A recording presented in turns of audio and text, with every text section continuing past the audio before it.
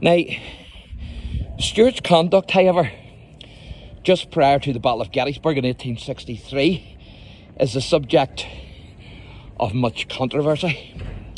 In the early morning of the 9th of June, Union Calvary surprised Stuart at Brandy Station, and for 12 hours, 21,000 cavalrymen cloused along the banks of the Rappahannock River in what would prove to be the greatest cavalry battle ever to take place in American history. And here we are now at Castle Gate.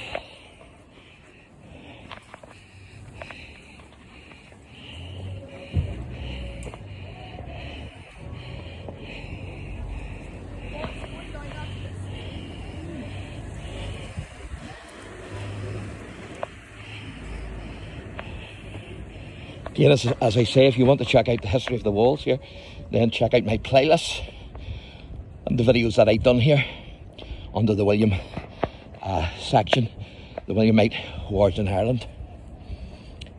So, although Stuart and his men were able to repulse the Union cavalry, Jeb had lost the awe of his invincibility as a cavalry commander.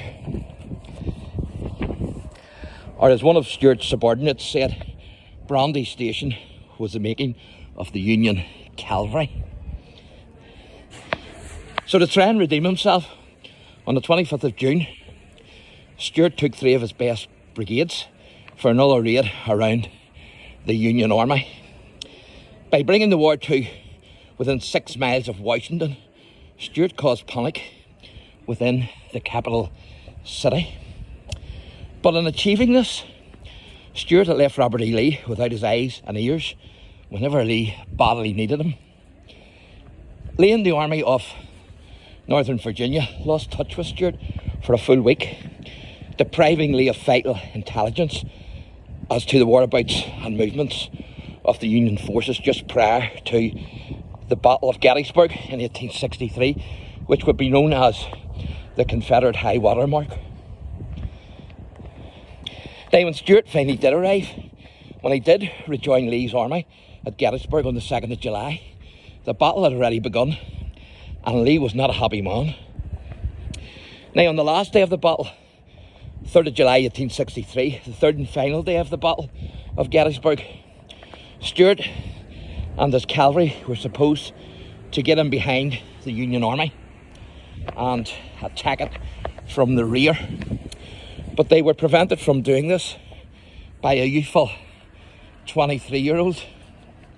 And of course, that 23-year-old was General Custer.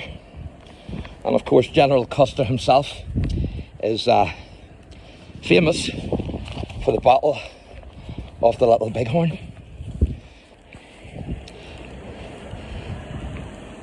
General Custer would become famous commanding the 7th Cavalry at the Battle of the Little Bighorn. The Little Bighorn, of course, was fought against the Northern Plains Indians, and it was a disaster for the U.S.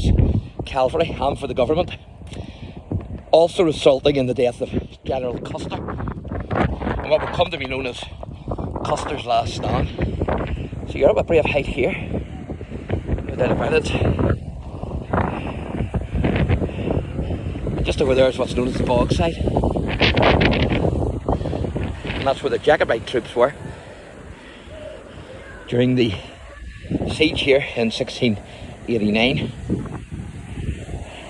There's that war memorial again, a wee bit closer to it.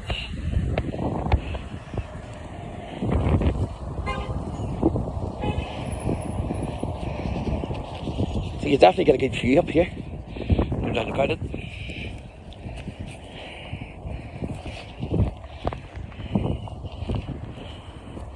And of course that's Butcher Gate, or Butcher Gate, not sure which way to pronounce that. So during the winter of 1863 and 1864, Stuart supplied the Confederate command with accurate information about Union troop movements, but by spring 1864, Stuart's Cavalry Corps was past its best, being both short of men and horses. Now, on the 9th of May 1864, during a 12-day engagement, generally known as Spotsylvania Courthouse, or the Battle of Spotsylvania Courthouse, General Ulysses S. Grant, the Union commander, gave General Phil Sheridan permission to take his cavalry and to ride around the Confederate army towards Richmond. And that's the First LDERRY Presbyterian Church.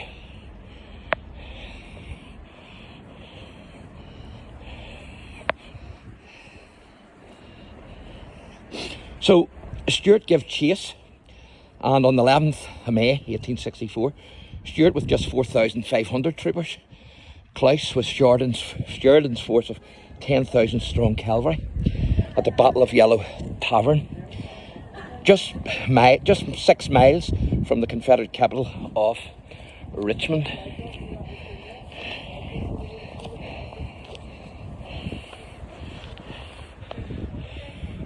And that's the Apprentice Boys of Derry Museum and Hall.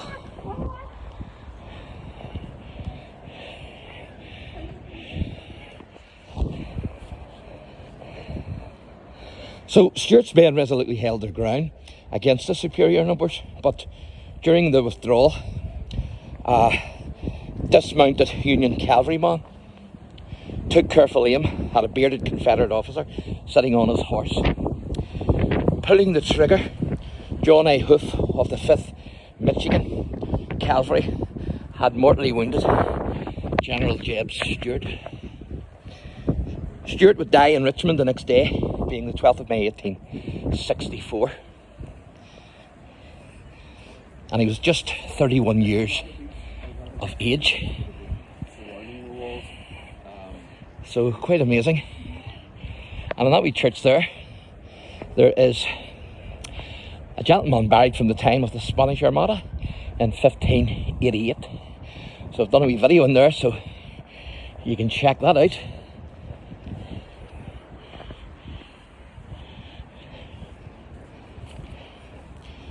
Now, Stuart is buried in Hollywood Cemetery in Richmond in Virginia.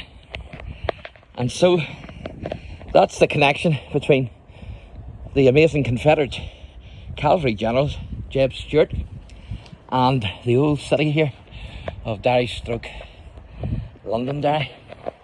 And what you're looking at there is the Walker Memorial. George Walker, of course, was a governor here, and this is Royal Bastion that you're on now. So as I say, I'm not going to give you the history of the siege because I've already done that.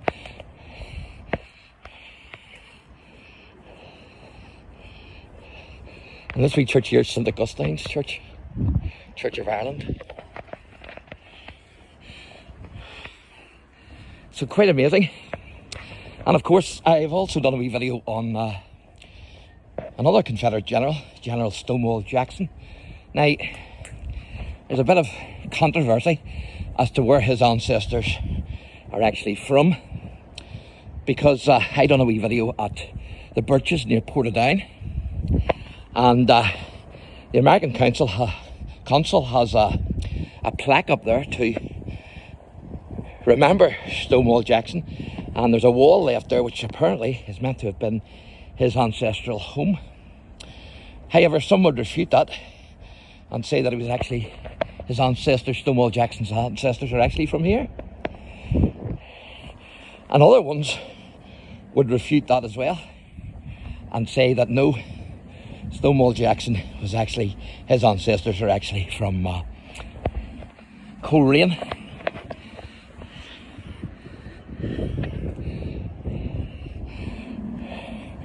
But who knows? One thing is for sure, Stonewall Jackson's definitely, his ancestors were definitely from here, from Ireland. And of course, another thing that is sure is that Jeb Stuart's ancestor was from here in this city, the city of Londonderry. So fantastic.